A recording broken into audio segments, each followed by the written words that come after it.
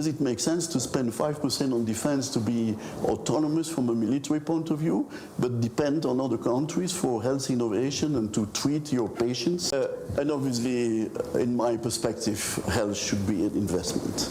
And if you look at it, we have not seen more exciting times in terms of medical science for the moment, when you see all the new technologies, the new modalities that are coming up that have really the potential now to transform diseases that were considered fatal, will soon be manageable or even curable. So there's a huge opportunity there, but also it comes at a high cost.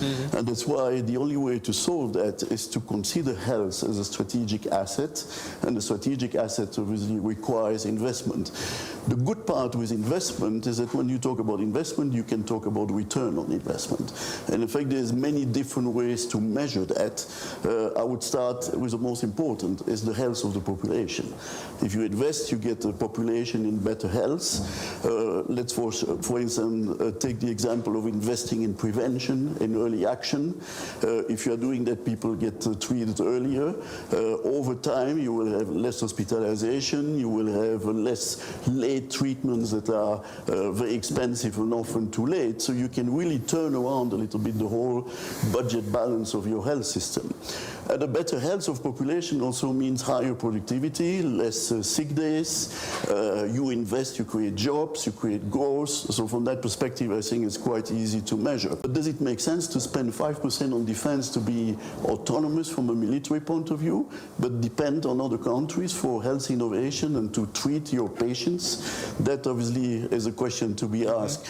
And the last one, I think, if you go into a mindset of investment, you also create a sandbox where private partners can invest.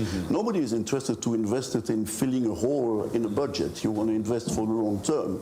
And so I think with that, we could really turn around the whole philosophy of how to manage a health system.